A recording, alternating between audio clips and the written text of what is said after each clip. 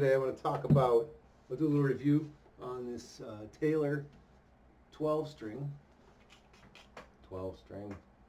As you can see, there's only 6 strings on it.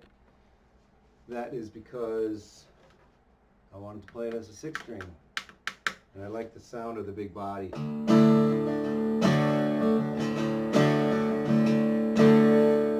But as a 12 string, it still sounded pretty good. And this is, I should probably say, the Taylor 150E 12 string.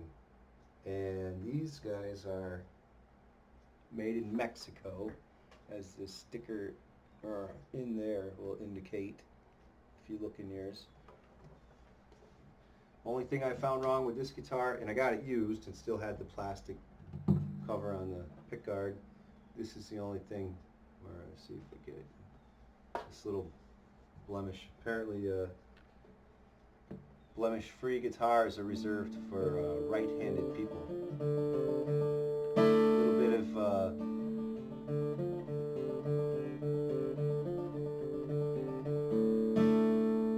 prejudice there against lefties. What you're going to find as a lefty, you're going to have to learn how to make do with what you got or make what you got better, which I strongly suggest. Now, let's go through this thing. Like I said, as a 12 string it sounded great.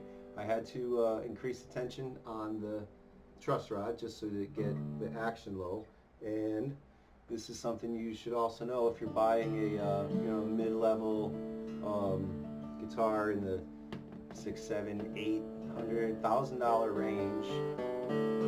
Yup, that's how it is now. A $1,000 guitar is mid-level at best.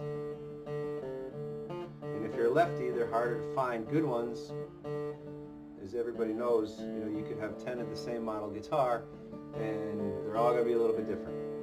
Well, we got the same problem, except it's worse because they don't really put as much thought and care into the setup. They gotta do everything backwards to make the lefty guitar, and I'm sure that whoever works in the plants making these guitars is not crazy about it.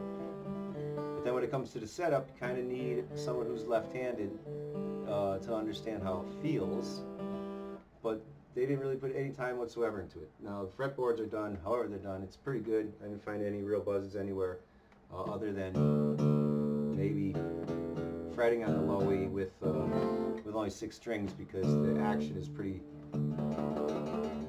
low down at the first fret, but still not too cracky. But anyway,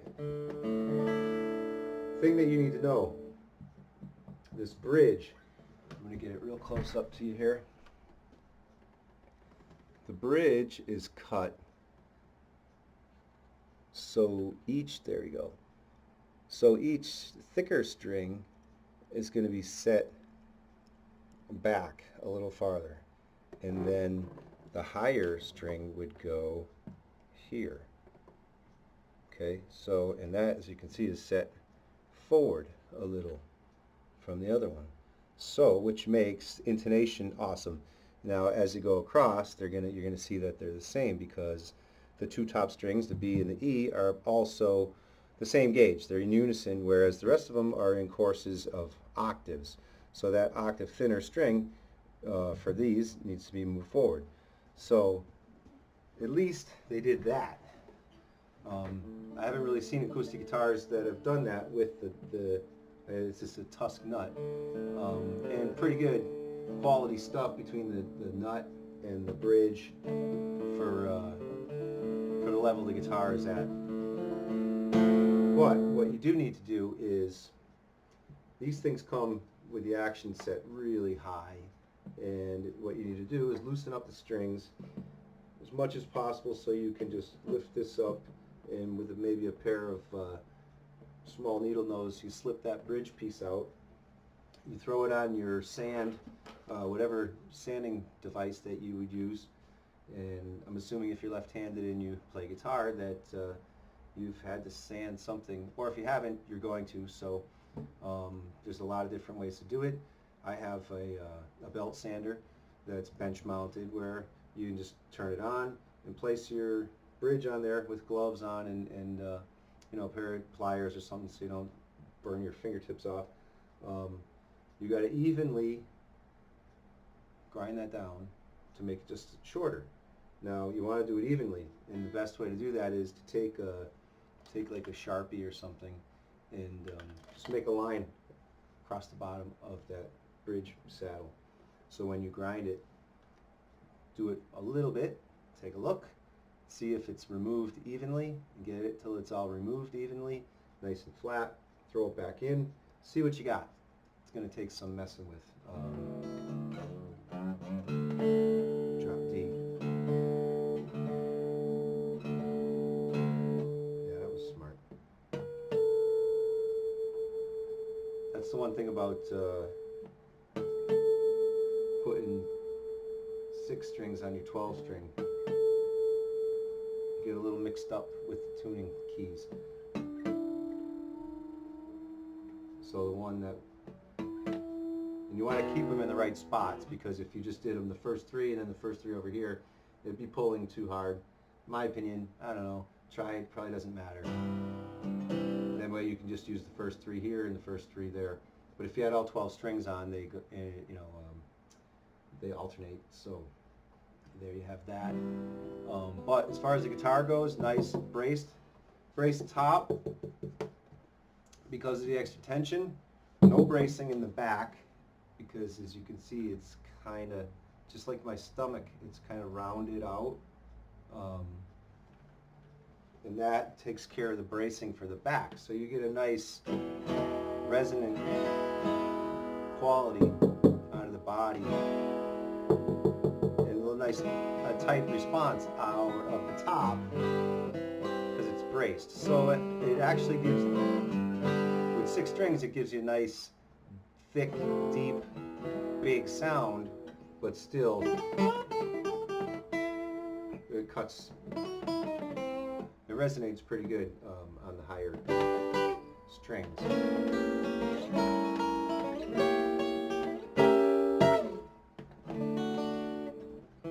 For the money, if you can find one used, you're better off. 12 strings are usually pretty easy to find used because people get them and they run into the thing I was talking about, where the bridge is really high and there's so much tension on the strings that unless you really adjust the crap out of the neck as far as tightening it to compensate for the pull of the strings, you're going to have really high action. It's going to be really hard to play. It's going to not want to intonate, and not because of the position of the bridge saddles, but because of the height. So if you have a string stretched out and it's, you know, that high off the fretboard, if you have to push it down that far, well, then you're pushing tension on it, and it's going to make it out of tune with where you want it to be. So the goal is, especially if you're doing your own adjustments and modifications to your guitars, is to have the lowest possible and comfortable playing guitar without buzzing. It's the worst, especially on an acoustic. You know, you want to have everything ringing out nicely without all sorts of weird buzz. And you want to check it all over the place.